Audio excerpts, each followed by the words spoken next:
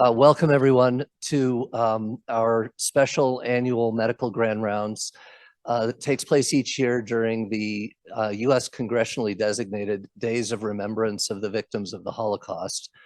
We do a pretty unique program here each year where we really focus, is that better? Where we really focus on the legacy of health professional involvement in this history and the ways in which this history continues to affect the way we think about medical ethics today.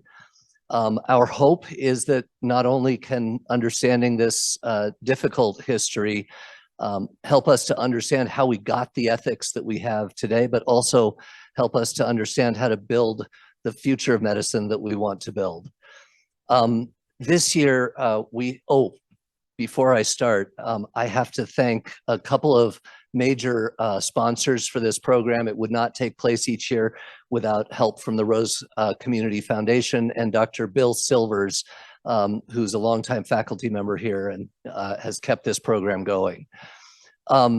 With that said, I have the pleasure now of introducing our speaker today, Dr. Sabine Hildebrandt. She is an associate professor of pediatrics and a teacher of anatomy and the history of anatomy at Harvard Medical School and Harvard College. She received her medical degree from Philipps Universität in Marburg, Germany.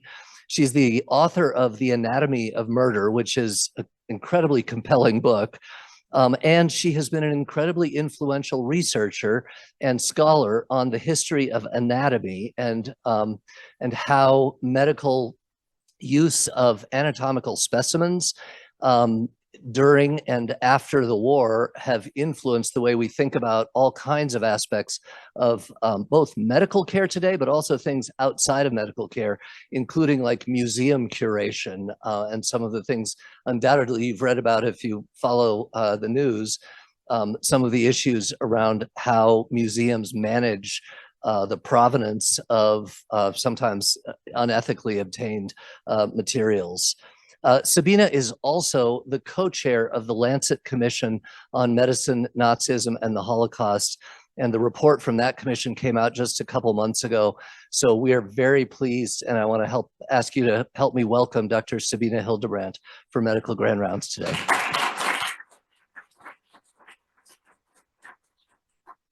Thank you so much for this introduction, Madwinia. I'm here today to speak about anatomy in Nazi Germany and its legacies for today. This is a story that goes from routine anatomical work to murder for anatomical purposes. And I will start with Libertas Haas-Heyer and Harold Schulze-Beuys. And you see them here in the year 1935. That's the year before they were married. Libertas was a publicist in the German movie industry. She was based in Berlin. And her husband Harold was an officer in the Reichsaviation Ministry. Both of them were opposed against Hitler and very soon found themselves as part of a group of resistance fighters against the Nazi regime that later became known as the so-called Red Orchestra resistance group. Their activities were discovered in 1942, in the summer of 1942. They were all imprisoned and put on trial. On the 19th of December, 1942, Libertas and Harold received a capital punishment sentence for high treason. Like all prisoners on death row, Libertas was allowed to write a letter of farewell to her family on the day of her execution, which was only 3 days after her trial. In this letter, she voiced very clear ideas of what should happen to her body after her death. She wrote, "As a last wish, I have asked that my material substance be left to you, Mother. It is, if possible, bury me in a beautiful place amidst sunny nature." However, this is not what happened. We learn what actually happened from the reports of another young woman, Charlotte Pommer, who had just graduated from medical school and wanted to become an anatomist. And so she worked as an assistant to Professor Hermann Stiewe, who was the chair of anatomy at the University of Berlin. Charlotte Pommer reports her memories from that day. She writes, "On 22nd of December 1942, 11 men were hanged and 5 women decapitated. 15 minutes later, they were laid out on the dissection tables in the Anatomical Institute. She, that is Libertas, lay on the first table, and on the third table, the big lifeless body of her husband.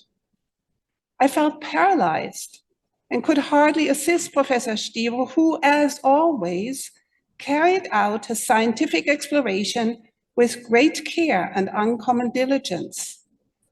After the impressions of that night, I resigned from my position. And whereas the young aspiring anatomist resigned from her position, her boss, Hermann Stieve, remained in his. This was possible after the war because he had never joined the NSDAP, the Nazi party. And so he served in this position until his death in 1952. However, we know from his publications, papers that were read around the world, that he had dissected several hundred bodies of executed victims of the Nazi regime.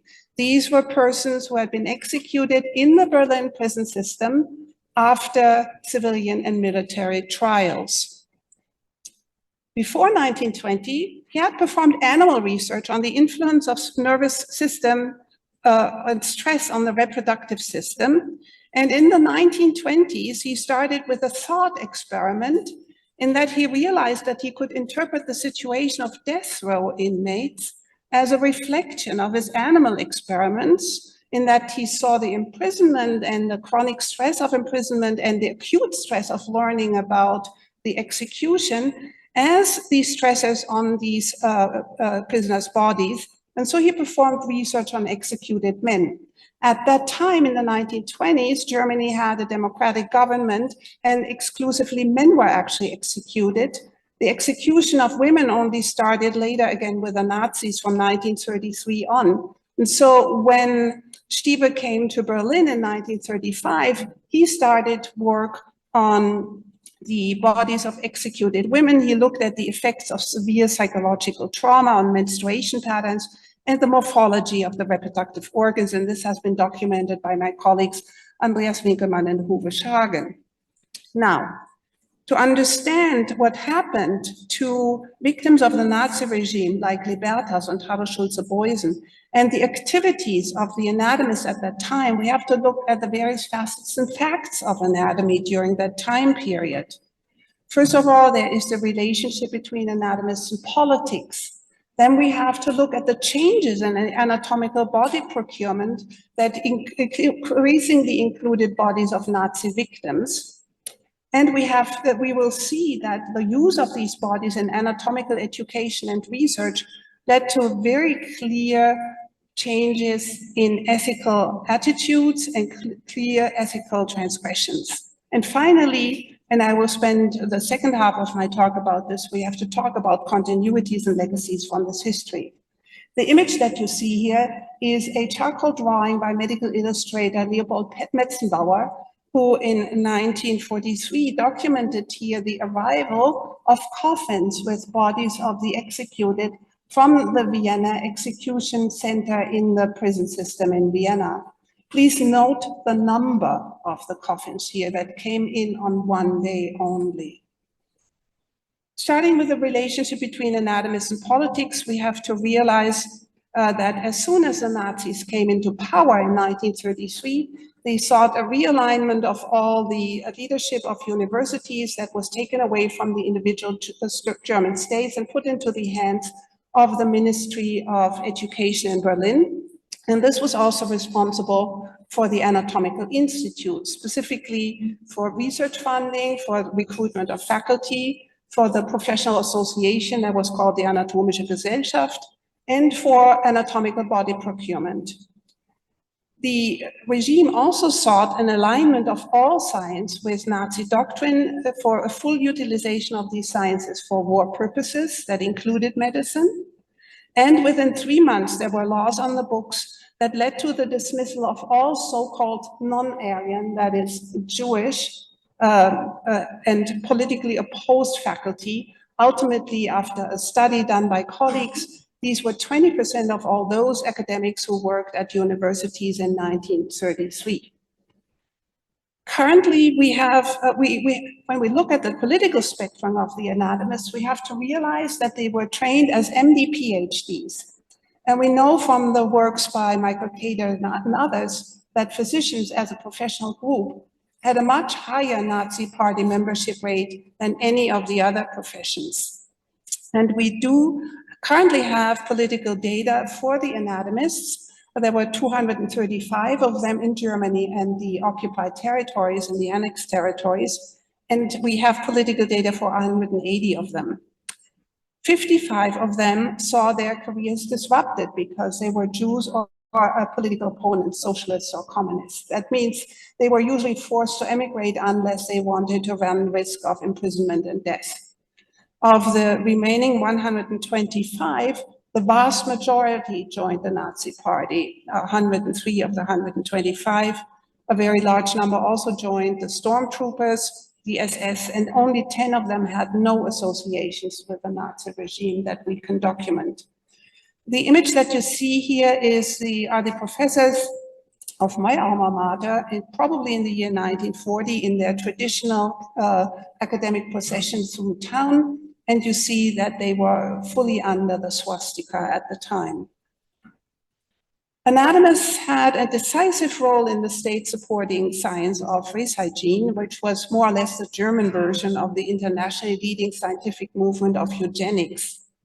Eugen Fischer was foremost among them. He was the chairman of anatomy at Freiburg University until 1927, when he became the founding director of the Kaiser Wilhelm Institute for Human Heredity, Anthropology, and Eugenics in Berlin.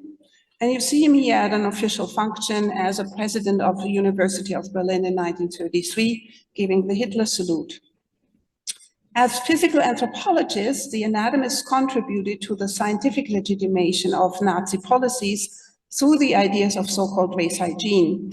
They were leaders in research in the field, they were teachers of race hygiene, and they served as judges on the hereditary health high courts that decided about forced sterilizations after the law that had been introduced in 1933. Race hygiene then provided scientific rationales for anti-Semitic and racist Nazi policies to exclude, persecute, and murder Jews, Sinti, and Roma, and many others. They supported the forced sterilization laws and practices, and they also supported the Nazi patient murder programs that became known as the so-called euthanasia programs. Eugen Fischer had performed his first large racial anthropological study in 1908 in Southwest Africa, at the time a German colony, today known as Namibia. And you see him here taking anthropological measurements from a woman and child who we can be pretty certain never gave consent to their being photographed. That's why I obscured their image here. He performed there a study on the offspring of white men and native women and published it 5 years later as the so-called Rehoboth bastards and the problem of miscegenation among humans.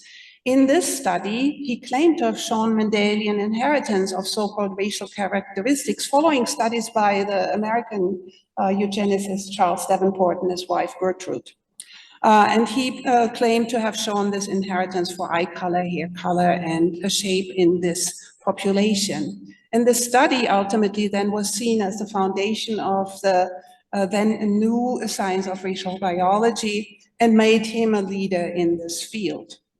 What's important to know about this prehistory is that then after 1933, Fischer and his colleagues from the Kaiser Wilhelm Institute then provided so-called hereditary evaluations of so-called mixed race children that had been ordered by the Nazi authorities. These children then in 1937 were forcibly sterilized outside the law from 1933 because actually that law covered so-called inherited diseases and not any kind of so-called mixed race. It was 600 to 800 of these children who were forcibly sterilized. These were children of German mothers and non-white fathers from the French colonies who had served as soldiers in the occupation of German territory after World War I.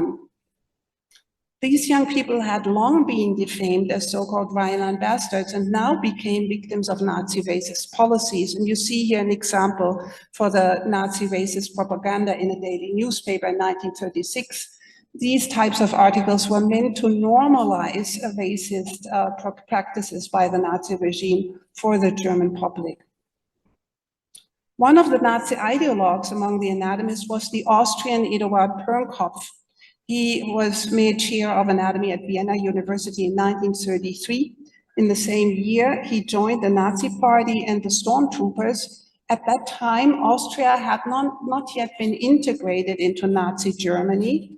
It was then annexed in the so-called Anschluss in 1938.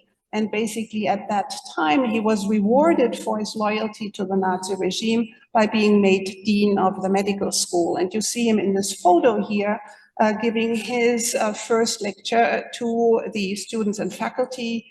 You see him in his stormtrooper uniform, giving the Hitler salute, and you see the enthusiastic agreement of his students and faculty members. He also oversaw at that time the removal of more than half of his colleagues from the medical faculty for racist and political reasons. And in 1943, he was also made president of the university. After the liberation of Vienna, then he was imprisoned in a prisoner of war camp, but he was allowed to come back after 3 years to the university to finish work that he had started long before Austria had been annexed into Nazi Germany, work on the so-called Pernkopf Atlas of Topographical Anatomy, which was published between 1937 and 1960. This atlas became very popular among anatomists and surgeons, particularly facial surgeons, because of the great detail it shows, and the then new printing technique, the so-called four-color printing technique that allowed for such brilliant images as the one that you can see here. However, already after the first American edition of the atlas in 1963, rumors came up about the political background of the atlas and of the authors and illustrators in the atlas. And these rumors were picked up and further investigated by General Physician Gerald Weissman and medical illustrator David Williams in the 1980s. But it wasn't before the 1990s that a public discussion came up about the very clear signs of Nazi loyalties the illustrators had left in some of the images that had been created during the war years. Erich Lepier was one of these illustrators, and you see his swastika in the signature. Karl Endreiser had a double S in his name, and during the war years he used the SS runes, as did Franz Badke, who normally drew his number 4 like this, and then in the war years used the double S of the lightning bolts there. This actually led Howard Israel, thank you so much for being here, Professor Israel. He joined us, we have history with us here, thank you, to contact in 1994.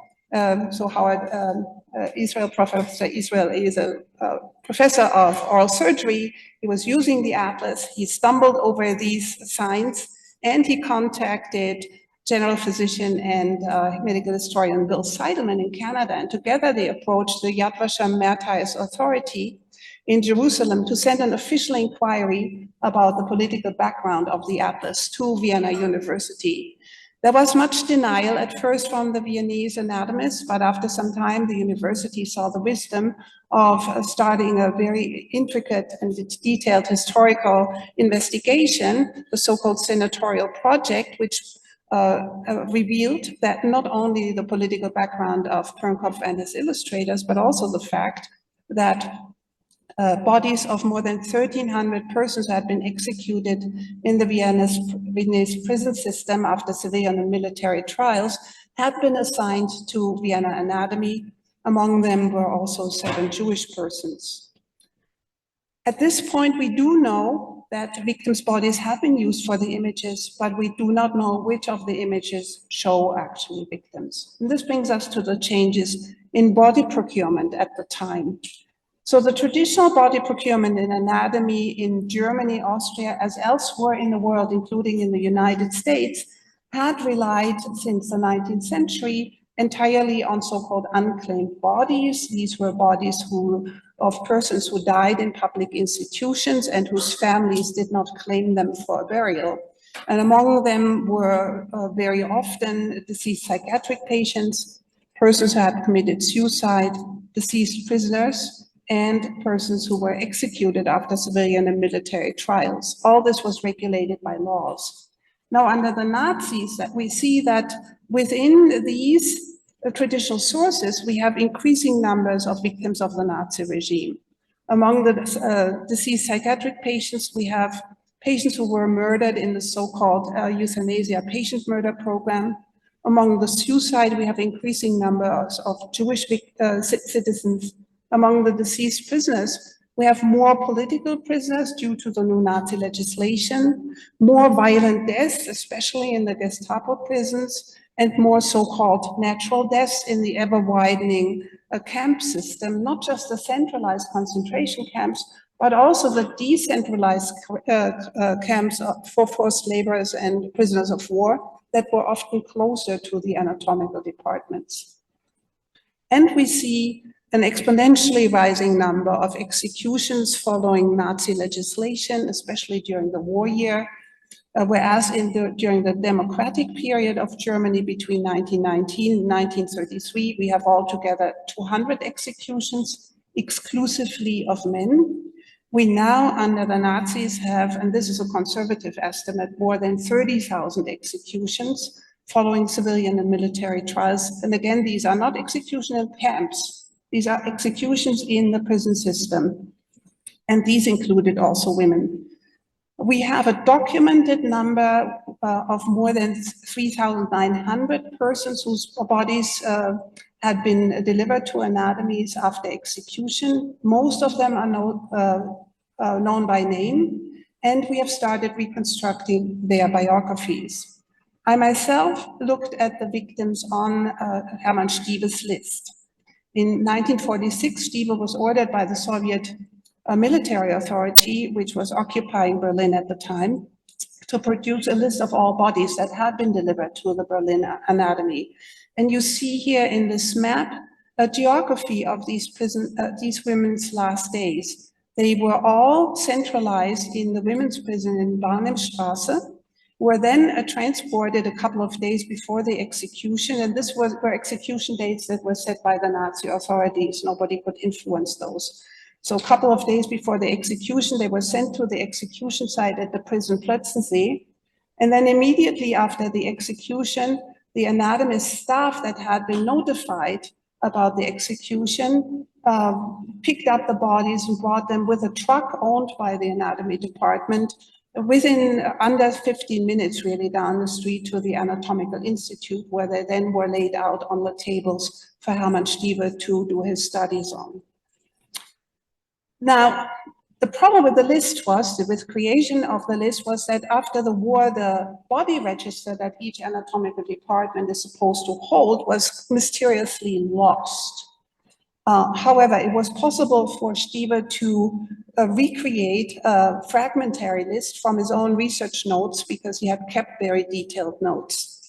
And this list exists in various archives in Berlin. I went there, got a copy, and went with that then to the memorial site for the German resistance, where our historian colleagues are collecting all the information on the persons who had been executed in the Berlin prison system. And they were kind enough to share their documentation with me, so that we now have the names of the 174 women on the list and 8 men. And Liberta Schulze-Beusen, for example, was number 37 on that list. We know their nationality. 2/3 of them were German. The rest of them came from mostly from European countries. There's one US citizen among them. I'll speak about her in a second. We know their religious affiliations. They were Jehovah's Witnesses, Protestants, Catholics, Jews, and atheists among them. We also know what they had been accused of and what brought them to capital punishment. Nearly half of them were accused of high treason. In Nazi Germany, theft under certain conditions could lead to capital punishment. The crime of subversion was, for example, taking care of an escaped prisoner or making bad jokes about Hitler or listening to BBC. And even the accusations of arson and murder could have political backgrounds. These women came from all walks of life. They were homemakers, social workers, administrators, political activists, lecturers, forced laborers, artists, tailors, and dancers. And as I said, there was one US citizen among them, Mildred Fish Harnack. She was born in Milwaukee, Wisconsin. She studied American literature at the University of Madison, and there she met Rockefeller scholar Arvid Harnack, an economist. They supposedly wanted to learn each other's language. They fell in love, and they married. And she followed him back to Berlin, where she, where she taught American literature after 1929. She and Arvid were very soon part of the Red Orchestra, the same group the Schulze-Boisens belonged to. Like them, they were imprisoned. Like them, they received verdicts. Arvid, on the same day as Libertas and Harro, he was also sentenced to death on the 19th of December, 1942. Mildred, on the other hand, received a prison sentence. However, when Hitler heard about that, he insisted on converting this prison sentence into a death sentence. And so she was decapitated in Plötzensee in February 1943. As far as we know, she is the only US citizen who was executed expressly on Hitler's command. All of these victims' bodies were used for anatomical education and scientific studies. And we do actually not know what the encounter with these victims' bodies did to a whole generation of physicians who learned their anatomy from these victims' bodies. Very few of them ever talked about their experiences after the war, and even fewer of them did so publicly. One of these few was Heumer von Dittfurt after the war, a quite well-known publicist in Germany. He was a medical student in Berlin during the war years with Stieve, and he writes in his autobiography, "We students knew on whose human remains our gain of anatomical knowledge rested, and especially in the urban centers this was well known because these bright red posters were plastered all over the city, telling everyone who was executed, when, and why." He also reflected, and he was one of the very few who did so publicly, he reflected on his own involvement and potential guilt in this history. He wrote, "Did this knowledge alone also mean that we were complicit? The answer to this question isn't easy, but I tend to think that it is yes. We have no similar reflection from any of the anatomists who worked with the bodies of the executed, and we do know that every single anatomy department in Germany and the occupied territories received these bodies of the executed." One of these anatomists was Hermann Voss. He was an anatomist in Leipzig. His career was somewhat stalled, and so in 1937 he decided to join the Nazi Party, and indeed that did leverage his career, and he became chairman of anatomy at the newly founded German university in occupied Poland in Posen. There he had to create a new education program. For that he needed bodies. How he did that, he tells us in his diary that has been published by medical historian Götz Ali in 1987. Voss writes in this diary, on September 30th, 1941, "Today I had a very interesting discussion with the chief prosecutor, Dr. Heiser, about obtaining corpses for the Anatomical Institute. So many people are executed here that there are enough for all 3 institutes in the vicinity." And then a month later he writes, "Tomorrow the Anatomical Institute will get its first bodies. 11 Poles are being executed and I will take 5 of them. The others will be cremated." What does this mean? There were more than enough bodies for an anatomist, which probably is a unique situation ever in the history of anatomy, going back to for time. And a few months later, he writes, "The dissection of the organs of the executed were the loveliest I have ever seen in a dissecting room. Why were they lovely in the eyes of the anatomical beholder? Because they were dissections on bodies of young, healthy persons, bodies of Polish resistance fighters. And this is why bodies of the executed were so beloved by the anatomists. They were young, they were fresh, and they were healthy. These bodies and bodies from a nearby concentration camp were also used for the production and sale of skeleton skulls and plaster cast masks from the Posen Institute to other institutions. A for-profit trade started here. And this is a page from the acquisition register at the Museum of Natural History in Vienna, and I'm retelling here findings by Götz and the curator of the bone collection at the Natural History Museum, Margit Werner. She showed me this acquisition register from 22nd of June 1942, and it reads here under the headline, "Skulls, plaster casts of Jews and Poles acquired from the Anatomical Institute of the Reichs University of Posen," under the headline, "Jews acquired for 25 Reichsmark, a cranium, a skull of a male person born on 15th of August, 1908. So we have here bodies of the victims of the Nazi regime used for anatomical education purposes, for the for-profit trade with human bodies, and for the creation of a collection. And fourthly, they were used for anatomical studies, histological studies that depended on otherwise easily deteriorating post-mortem deteriorating tissues. And one of the really frequent users of such bodies was Max Clara. We see in him the escalation of research in anatomy in Nazi Germany in 1942. We see a paradigm change from routine to murder. And I'm quoting here in part from my colleague Hans-Joachim Lang. Max Clara was chairman of anatomy in Leipzig and in Munich during the Nazi period. And he, after working often on large numbers of bodies of the executed then, discovered that he could administer vitamin C. He was interested in vitamin C metabolism. He administered vitamin C to prisoners before their planned death. He made their execution date part of his research design, and afterwards then harvested the tissues and studied them.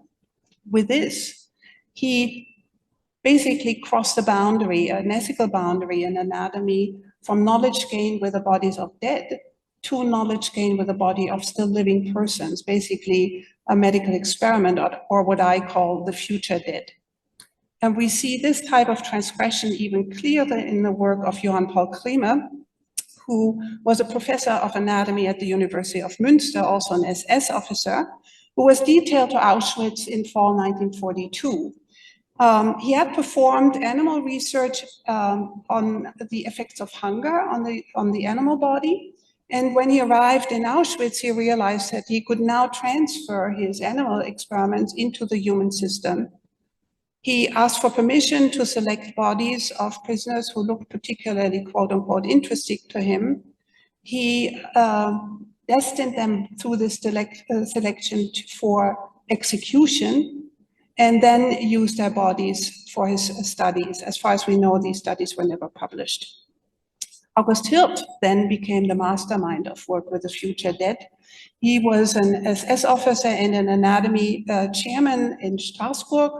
He performed medical experiments with poison gases together with an SS research foundation at a nearby concentration camp. And also then in 1942, 1943, he devised a plan to expand on their existing racial skeleton and skull collection from the 19th century by creating an additional collection of skulls from Jews. And for this purpose, he had living prisoners selected by his colleagues in Auschwitz, had them transported from Auschwitz over to the Alsace, where his institute was. He had them killed, murdered in the concentration camp that was close by to his anatomy institute, and the bodies transported to Strasbourg. Now, the work on this collection was never finished, so there is no Jewish skull collection, but this became known. He was the only anatomist who was named during the Nuremberg medical trials. So far the history of anatomy in Nazi Germany, from routine to murder, and there are many, many continuities and legacies from this history that we need to discuss. I like to address them under the title Books, Bones, and Bodies because we have tangible and intangible continuities here. Charlotte Pommer remained indeed the only voluntarily retired anatomist. Few German and Austrian anatomists lost their positions after the war. The old teachers were the new teachers, the old researchers were the new researchers. And what's really important is their studies on bodies of Nazi victims were published in journals and books that were read around the world. And this knowledge is now integrated into the general canon of anatomy, most notably the Pernkopf Atlas, but also many, many others. For example, this book here on the left, the Voss-Herrlinger, that was the anatomy book that was recommended to me as a student. Nobody told us who Voss and Herrlinger were, that they had worked with bodies of executed Polish resistance fighters and gained their anatomical knowledge from there and done studies on them and published them after the war. Another one of those who published their results from wartime studies after the war was Hermann Stieve. In 1952, he published a collection of his studies, and there in the foreword, he declared that the bodies of the executed were all those of common criminals. So he denounced these women even posthumously and after the war. He became famous among gynecologists who really valued his intricate work, but he was also questioned after the war about his wartime activities. This is a question that was asked, the answer to a question from a journalist here. And Stieve said, the anatomist only tries to retrieve results from those incidents, that is, executions, that belong to the saddest experience known in the history of mankind. In no way do I need to be ashamed of the fact that I was able to elucidate new data from the bodies of the executed, facts that were unknown before and are now recognized by the whole world. And he also said, and my research has verified that, there are no anatomists in Germany who were not part of this. Furthermore, bodies and tissues of Nazi victims were used in German and Austrian anatomies for many years after the war as part of institutional material. And despite previous investigations, specimens are still being found. For example, here in the summer of 2014, bone fragments were found on the property of the Free University. This is a university that was founded after the war, and they took over many of the buildings of, for example, of the Kaiser Wilhelm Institute here. And this particular bone ditch here, for reconstruction, that's where they found them here at the bottom of that ditch, was found in the garden of this building here. The bones were sent for investigation. Routinely, the police collected them, brought them to the forensic anthropologist. They were deemed unidentifiable and they were cremated. However, what was overlooked at the time was the fact that from 1942 on, the director of the institute was Ottmar von Verschow, who was an internationally known twin researcher. And Ottmar von Verschow was also the mentor of Joseph Mengele, the doctor who had performed infamous experiments on twin children and others in Auschwitz. And in the context of a funded collaboration, he sent specimens from Auschwitz to this institute. So when it became known that these bones could possibly come from Auschwitz, but possibly also from colonial collections, had been cremated, there was a huge outcry in the public. And at the same time, there were also further specimens from the Nazi period found in other Max Planck institutes, which are the successors of the Kaiser Wilhelm Institutes after the war, as well as at Strasbourg University. So at that time, my colleagues and I decided that we needed guidelines on what to do with Holocaust-era human remains. we knew that there existed guidelines, but from what we could find in the documentation in these guidelines, they had not taken in the voices of the community that was most closely associated with the Nazi era and the Holocaust. They had not taken in the opinions of any Jewish experts in the field. And so we decided to meet for a symposium in 2017. Our colleague Bill Seidelman chaired this symposium and formulated their recommendations about, on what to do with such human remains. And at the center of these recommendations stands the so-called Vienna Protocol. This is a responsum by Rabbi Joseph Pollack. A responsum is a scholarly, legal, and ethical evaluation in the Jewish tradition. And we had asked Rabbi Joseph Pollack to give us this opinion. For one thing, because he's one of the few who actually has expertise in what to do with human remains from that era. And secondly, he is actually a childhood survivor of the Westerbork and Bergen-Belsen concentration camps. So he gave us here guidelines that do not only address the question of what to do with physical human remains, but we believe this is the first guideline that also addresses the question of what to do with data from such human remains, data such as images. And so he came to the conclusion here, after a long study of the authorities, that the use of the images, in this case the Pernkopf Atlas, is permitted by most authorities for the purpose to help save life after the Jewish principle of pikuach nefesh. But this use requires making it known to one and all just what these drawings are, because only in this way the dead are accorded at least some of the dignity to which they are entitled. And this is truly what is at the center of our work in anatomy and anatomy education as a first clinical discipline, the dignity of the dead that also is connected to the dignity of the living. What we did not realize in 2017, probably because scholarship by the Black community has been silenced, as Dr. Michael Blakey, the bioarchaeologist, says, was that there were many resonances with the New York African Burial Ground Project, an examination of slave lives and a construction of ancestral ties. So this is a project that Professor Blakey has worked on since the 1990s. And he has actually given us, together with the community he worked with, very similar recommendations.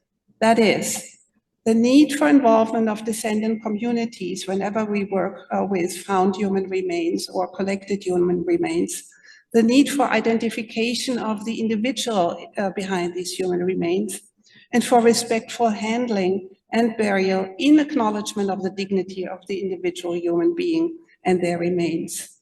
And this brings us to the fact that unethical practices were not unique to Nazi Germany, they were just particularly extreme. But we have similar histories, of course, for example, here in the United States, with the use of the bodies of African-American slaves in life and death. And here is just one eyewitness statement by Harriet Martineau, an English travel writer, who in 1838 observed, "In Baltimore, the bodies of colored people exclusively are taken for dissection because the whites do not like it and the colored people cannot resist." And likewise with Native American bodies. Here's an example from December 16, 1862, which is when 38 warriors were hanged after a battle in Mankato, Minnesota, and their burial was then robbed by none other than Dr. William Mayo, the founder of the Mayo Clinic in Rochester. And these human remains were only returned in 2000, and the apology for this came even later. The American Association for Anatomy has only very recently started to address its own history with structural racism and questionable ethics. They have published a special issue of their traditional journal, the Anatomical Record, and all the papers in that issue are actually downloadable freely, so you don't have to, there's no paywall for them to access. They've done many other things that I will address in a minute, because the history of anatomy in Nazi Germany really shines on the light on ongoing problems in anatomy. We have to ask, whenever we work with human bodies, tissues, where do they come from? You may remember 2021, the loud headlines about the bones of Black children that had been killed in a police bombing in Philadelphia and were used in an Ivy League anthropology course online. They were supposedly unidentifiable, but they actually have been identified. Same year, in anatomy, a body donated to science was dissected for a paying audience. That actually was a body that had been sourced from a for-profit body brokering company that here in the United States work in a legal gray area where they prey on indigent, promise them a dignified use of these bodies in scientific purposes. And you can be sure that neither this donor nor their family ever gave consent to this particular practice of a public dissection for profit. And finally, much, much closer to home for me and very painfully, we had a scandal at Harvard Medical School last year where one of our now former employees had allegedly, because his trial is in July upcoming, stolen tissues from our body donors and sold them for profit. And that revealed a terrible culture of collecting of human remains for strange purposes.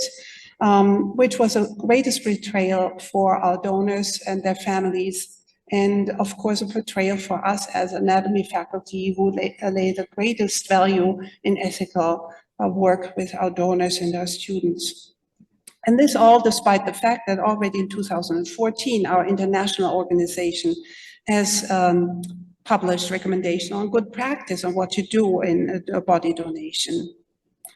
And the past is in the present with our many sensitive legacy collections. At Harvard, a full review has discovered in 2022 that in addition to the known thousands of Native American individuals that are being held there, they also hold the remains of 19 likely enslaved individuals. Repatriation is ongoing.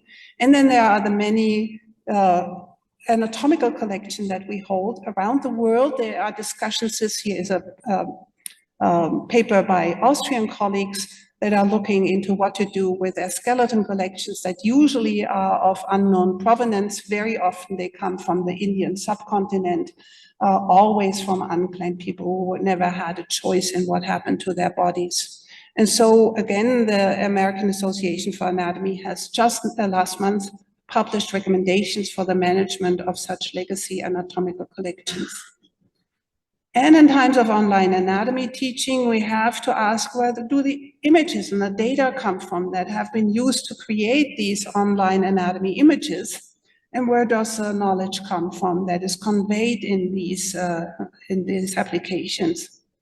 At least when you ask long enough, the creators of these databases, you find out that they have used the Visible Human project. And as you know, that is intricately linked to this house here in 1990. In the 1990s, the National Library of Medicine had created this data set together with anatomists. And the male human model comes from the body of Joseph Paul Jernigan, who was a murderer who was executed in Texas in 1993. Supposedly, he donated his body on death row. However, if you have problems, or at least ethical questions about the use of vulnerable populations such as prisoners in scientific research, or if you have ethical questions about capital punishment, like half the countries in the world do, then you have to at least discuss the use of this data set in this context, because there are many other data sets that can be used. So at a minimum, we need here transparency. And again, we have new recommendations on the ethical use of anatomical images just come out last year. And then Pernkopf is everywhere. This is work from a collaboration with Professor Claudia Krebs of the University of British Columbia. We have seen many copies of the Pernkopf image. And when I visited the publisher of the Pernkopf and Soboda Atlas in 2019. The atlas itself the publications had stopped in the 1990s. However, the originals were in the holdings of the publisher. So I went to visit them there. They had no institutional knowledge of the Pernkopf Atlas. And they did not know that this new image here that went into the rather popular in Europe, Sobote Atlas, was a direct copy of the Pernkopf Atlas. And so after some deliberation, they agreed to publish, together with the German anatomists Friedrich Paulsen and Jens Waschke, a historical critical introduction of the provenance of the images in the Sobote Atlas. So at a minimum, we need transparency here. And then furthermore, Pernkopf was not alone, and this is ongoing work by Claudia Krebs and her team. The post-war editions of the Spalthold Atlas, another traditional atlas, have been edited by Rudolf Spanner, who during the war years actually used the bodies of Nazi victims for the creation of new images for the atlas. So watch that space, there is more news to come out. But there is hope. There are many new ways forward in creating new inclusive and equitable and representation of all of humanity in anatomy. Here's just one example of a project that has been funded by the American Association for Anatomy, together with very active involvement by the group Black in Anatomy. But there are many other groups that are currently working on creating a whole new world of anatomical imaging. And I want to encourage you to take this QR code and go to our website. My colleagues Tom Champney, John Cornwell, and I are at the center of a team of anatomy colleagues that we call ourselves the Bioethics Unicorns. We are working on creating a new bioethics for bodies that we use in anatomy education. This QR code will lead you to a website with many, many resources that you can insert in your own work. Usually it's 2-3 PowerPoint slides with the essential information. Sometimes it needs just 2 minutes to give your students and yourself some historical background on what you're actually working on. And then finally, and I'm nearly at the end here, anatomy is but one example for the role of medicine during the Nazi regime, its legacies and implications for today. With the Lancet Commission on Medicine, Nazism, and the Holocaust, we have gathered historical evidence from many fields of medicine. We have looked at the implications for today, and we believe that there is not one aspect of medicine that is not touched by this history. And we have shown some ways of how to integrate this type of teaching or this kind of content in your teaching.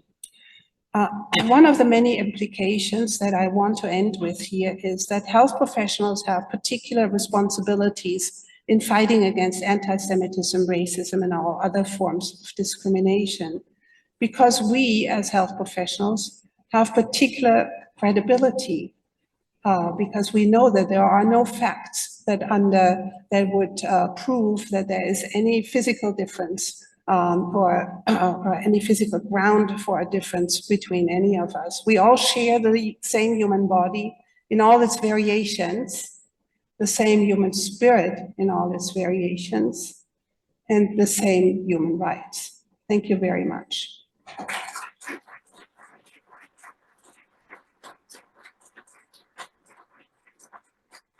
Thank you so much, Sabine. We have a few minutes for questions, and I will take the moderator's prerogative to just ask a history question. I can't get beyond one of your very early slides because we often talk about the fact that around half of physicians in Nazi Germany joined the party, which I often use as an example of both the fact that physicians were more likely to join the party than other professions by quite a lot, but also that half of them didn't join, which suggests that it was a choice. You didn't have to.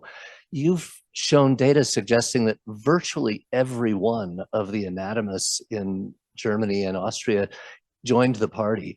Was it a different dynamic? Was there a reason why every single one almost ends up joining the party? To a certain degree, this discrepancy between the numbers is an artifact of the fact that anatomists were employed as state employees at universities. So you did still have a scope, of action. But if you were early in your career, you truly couldn't advance if you wanted to stay in Germany, if you did not join the party, because the party had to give an evaluation of your good standing with each promotion step.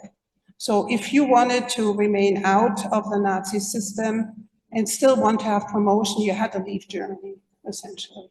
You had to take an active step.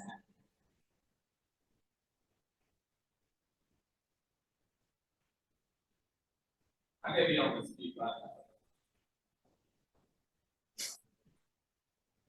so, as you probably know, there was great enthusiasm for eugenics and race science in the United States in kind of the former half of the 20th century. So I'm wondering if you've come across in your studies evidence of like explicit collaborations between American scientists. Yeah, definitely. And German scientists. Yeah, so we know it for sure between Charles Davenport and Eugen Fischer. They actually had correspondence, they visited each other.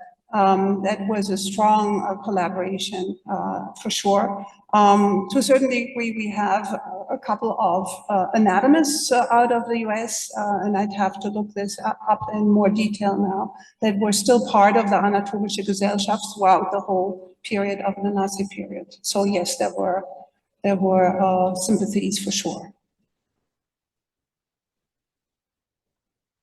So much for this great talk.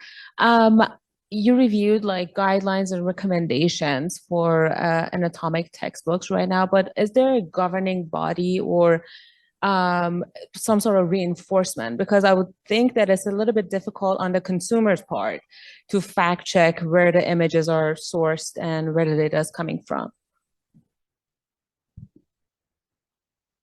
That's right. It's hard work. You need some expertise. However, it's a good start to ask, right? To don't take images, data as facts, but to ask the questions, to probe where do they come from? What are the conditions under which they were created? So for many of us, that's the first step. And then many of us can't actually stop to ask further. We're right at time. So thank you all so much for being here and sitting through I know a rather challenging lecture, and appreciation for your intellectual curiosity and willingness to join us on this journey.